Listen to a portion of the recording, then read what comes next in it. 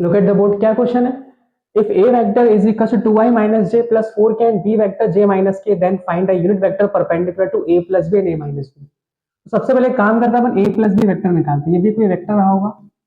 Let suppose मैंने इसको p मान लिया, कुछ भी मान सकता है। p वेक्टर क्या आएगा a plus b कर जरा, तो इधर तो i वाला है नहीं, तो 2i प्लस 0j और प्लस 3k कैप, ये आ गया a plus b, इसको मैंने p मान लिया।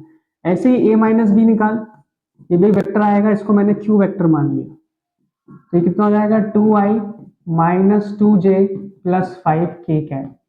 ठीक है, अब ये बताया कि हमें एक ऐसा वेक्टर निकालना जो परपेंडिकुलर हो और साथ में यूनिट वेक्टर हो। किसके परपेंडिकुलर? a प्लस बी और a माइनस बी के। अब a प्लस बी को मैंने क्या मान लिया? p मान लिया, और a माइनस बी को q मान लिया। तो p और q के जो परपेंडिकुलर वेक्टर हो वो कौन होगा? p cross q। लेट मान लीजिए ये p वेक्टर है और ये q वेक्टर है। इन दोनों वेक्टर के परपेंडिकुलर वेक्टर कैसे निकालेगा? p क्रॉस q करके। और साइन कहाँ आएगा उसका? डायरेक्शन कहाँ होगा वेक्टर का? अगर तू मानता है ये p यहाँ पे q यहाँ पे, तो p क्रॉस q अंदर जाएगा perpendicular to both p and q vector.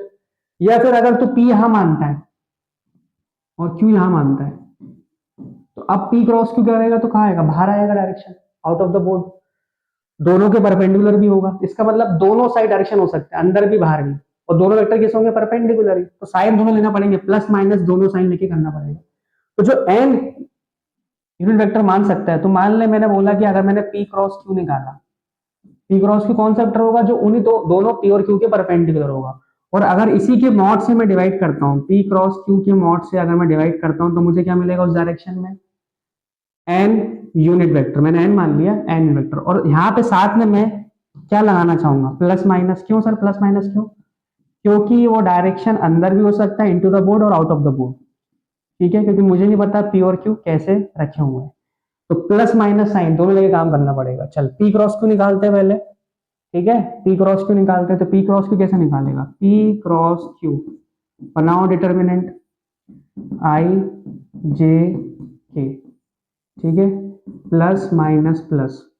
हाँ, p वेक्टर कितना था? 2i plus 0j, 202 sorry 203।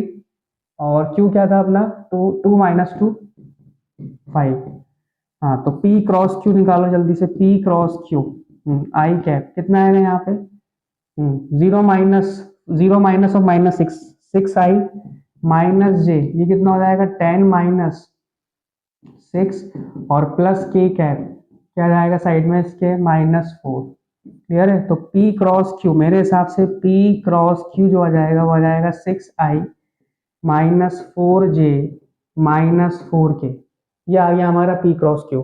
Mod निकाल लो इसी का मॉड निकालो, p क्रॉस q का मॉड, क्योंकि हमें क्या निकालना है? इसी के डायरेक्शन में क्या निकालना है? Unit vector. ठीक है, मॉड निकालोगे तो अंडर रूट ऑफ 6 का स्क्वायर 36 प्लस 16 प्लस 16 कितना हो जाएगा? ये 68। और 68 में से कुछ फैक्टर बाहर आएंगे। 17 4 68, 17 4 68 मतलब 2 रूट 70।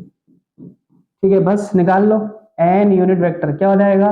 प्लस माइनस, ध्यान से देखना, plus minus p cross q upon mod of p cross q। सब निकाल चुका हूं, यहाँ वैल्यू पुट कर देता हूँ।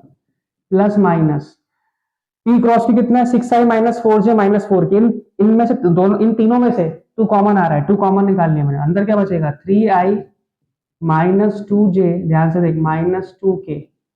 और अपॉन में क्या है? Mod 2 root 70। 2 से 2 कैंसिल कर, तो फाइनल जो n यूनिट वेक्टर हो क्या होगा? Plus minus 1 upon root 17। और यहाँ क्या बचा? 3i minus 2j minus 2k। This will be the unit vector, this will be the unit vector perpendicular to a plus b and a minus b, जिसको हमने क्या माना था? p और q। ठीक है, नेक्स्ट वीडियो में।